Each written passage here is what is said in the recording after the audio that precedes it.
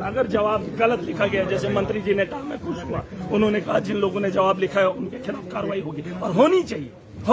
जो ब्यूरोक्रेसी अपना तांडव मचा रही है, सदन में अभी मौका नहीं है बात करने का। कुछ लोग कह रहे हैं यहाँ सेंटर का कंट्रोल है, एलजी का कंट्रोल है, वो लोग भी सुन ले, कंट्रोल किसी का नहीं है, लोकतंत्र है, जीत कर आए हैं, लोगों की सरकार बनी है, एडमिनिस्ट्रेशन को अपनी बात माननी चाहिए। जो यहाँ के लोग कहेंगे किस लिए इलेक्शन करवाए, आज भाजपा ने खुद माना, आपके सामने नहीं कहा कि जल जीवन में स्कैम हुआ। जल जीवन कब हुआ? जब मोदी का राज था, जब एलजी का राज था, जब यहाँ पर बीजेपी की सरकार थी। इन्होंने कहा नशे से इतने लोग वो हुए हैं, पीड़ित हुए हैं, वहां पे रिहैबिलिटेशन खोलो। इन लोगों ने, इन जाहिलों ने 10 साल में क्या ठेके खोले और आज बोल रहे हैं रिहैबिलिटेशन खोलो, उन बच्चों को ठीक। ये शराब बेचे और ये सरकार उनको ठीक करने के लिए रिहैबिलिटेशन। सुन लीजिए पूरी बात सुन, आप सुनना ही नहीं चाहते, जिस तरह से ये अंदर नहीं सुनेंगे। आप मुझे बताओ 10 साल में ठेके खोलेंगे, नशे को आम किया गया और आज सरकार से मांग कर रहे हैं कि आप लोग रिहैबिलिटेशन सेंटर खोलो नशे को बंद करने के लिए। आपको 10 साल से जो तुमने माफिया चलाया उसे रोकना होगा और सरकार की ये जिम्मेदारी है। और ये बात ये लोग अंदर नहीं सुनेंगे, महराज पर सवाल उठाएंगे। ये बोलता है अरे मैं नौजवान पीढ़ी से आता हूँ, मैं पीड़ित लोगों को जान कर आया हूँ, मैं जमीन से जुड़ा हुआ शख्स हूँ, मुझ पर सवाल मत उठाना। मेरा जो सवाल होगा वो आवाम के साथ जुड़ा हुआ एक एक लफ्ज मेरा होगा।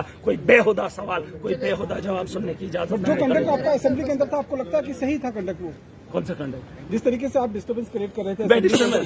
आप मुझे बताओ क्या करना आपको? जाओ आप ही करो, जाओ ना, आप करो ना। अरे मैं डिस्टर्बेंस कर रहा था, रमजान का महीना है, सुन ले। अरे भारतीय जनता पार्टी भाड़ में, उनको क्या करना? रमजान का महीना है, सुबह सहरी में लाइट नहीं है, इफ्तियारी में लाइट नहीं है, तो किस लिए लाइट है? तो बात नहीं करूं क्या? चीफ मिनिस्टर से सवाल नहीं करूं? मेरा इलाके में रमजान फिर से आएगा, फिर से लौट आएगा। ये वक्त जो आज यहाँ से लोगों से निकल रहा है, ये वक्त फिर लौट के आएगा। आप दोगे? मैं दूंगा। अरे मुझे बिजली आज चाहिए, मेरे लोगों को आज चाहिए। सदन में कोई भी खड़ा हो उससे सवाल महराज करेगा। क्यों? आपको क्या लगता है मैं कोई यहाँ पर माहौल खराब करने आया? जाओ पूछ लो खिताई आप में आज 82 करोड़ का, आपने सदन में नहीं सुना? आपने नहीं सुना क्या बोला? 82 करोड़ के आज जो है 2023 से हम पोल लगा रहे हैं। अरे जिस जनाब ने बिजली को पैदा किया वहां से तारें बैरून तक पहुंची, लेकिन मेरे इलाके के लोगों के लिए तार और पोल अभी लगना बाकी है और आप पूछ रहे मैं सदन में हंगामा कर रहा हूं? ये जवाब मुझे सुनना है। जहां से गुलाम नबी आजाद आता है, जहां से वक्त के बड़े बड़े नेता आते हैं और उस जनाब के अंदर अभी तक तार और पोल लगाने के लिए 82 करोड़ का प्रोजेक्ट 12% पे काम हो रहा है। ये सुनूं मैं? अरे ये सुनने के लिए मैं आया। मेरा ये सवाल है, आज आप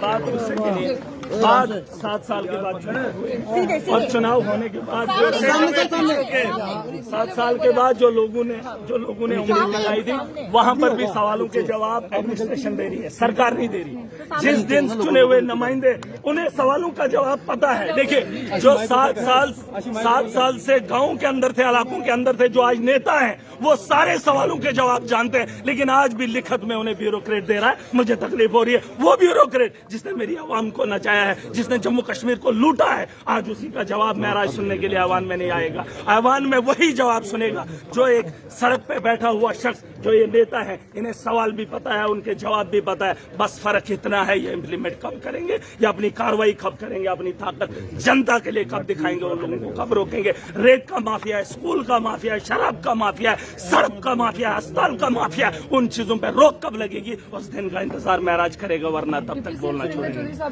और क्या नहीं करूं? ये अपना एक्सपीरियंस बताएं। मैंने 4 साल के अंदर 250 ट्रांसफार्मर्स लगाए। कोई मंत्री बता दे कि उसने अपने टेन्योर के अंदर कितने लगाए। अरे 70 लाख के बजट से अगर मैंने इतना काम किया तो सोचो जम्मू कश्मीर के अंदर अगर मेरे जैसे इन्होंने मेरी सीट बदल दी, 97 के आंकड़े पे मुझे लाकर खड़ा कर दिया। अरे मैंने समर्थन एनसी को दिया है और इन्होंने भाजपा के अखाड़े में मुझे खड़ा किया और सवाल मुझसे पूछेंगे। मैंने बार बार हामी भरी, मैंने कहा मैंने समर्थन आपको दिया है, आप इनके साथ मुझे, मैं अभी भी उन्हीं को समर्थन दूंगा, चाहे वो मुझे निकालें या कुछ भी करें। मेरा समर्थन एनसी को है, लेकिन सवाल मैं लोगों के पूछूंगा। मुझे लोगों ने चुना है, मुझे एनसी ने नहीं बनाया, भाजपा ने नहीं बनाया, मुझे लोगों ने भेजा है और लोगों के सवाल इन लोगों से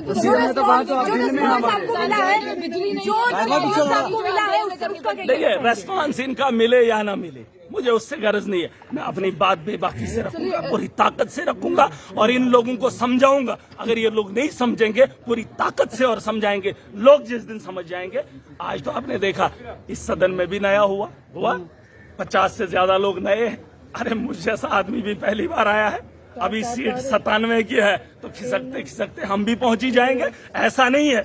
जम्मू कश्मीर के हालात बदलने के लिए मुझे जो भी करना पड़े मैं करूंगा। देखिए, नौजवानों के मामले इन्हें नहीं पता है, बात करनी पड़ेगी इनको। अगर सदन में, अगर बजट के सेशन में उन्होंने ये बातें नहीं लाई तो देख लेना जम्मू कश्मीर की आवाम इन्हें माफ नहीं करेगी। बिजली मैं वही कह रहा हूँ। मैंने अपनी आवाम को साफ बताया है। आज मैं आवाम में जब भी बात करूंगा तो मैं बात रखूंगा। मैंने कहा है जम्मू कश्मीर के अंदर खास करके मेरी कॉन्स्टिट्यूंसी के लोग किराया नहीं भरेंगे। सरकार ने साफ कर दिया कि पोल अभी खिताई सेनाब के अंदर नहीं है, तार अभी भी नहीं है। मेरे लोगों से किराया लिया जा रहा है। LG ने पिछले दिनों ऑर्डर निकालवाया, कहता किराया इकट्ठा करो, लोगों की तारें काट दो। और ये लोग कह रहे हैं कि संदर्भ में मैं हंगामा कर रहा हूं। मेरे कितने गरीबों की इन्होंने तारें काट दी और मैं यहाँ पर हंगामा ना करूं। जो गरीब रोता है, गिड़गिड़ाता है, उसकी आवाज न सुन लीजिए, उसकी आवाज न उठाऊं तो अपनी आवाज करूं। और सुन लीजिए, मैंने अपने लोगों को कहा है किराया देना बंद करो। 200 यूनिट्स का वादा इन्होंने किया है। मेरा गरीब है, किराया देना बंद करेंगे। सरकार उसके बाद फैसला करेगी।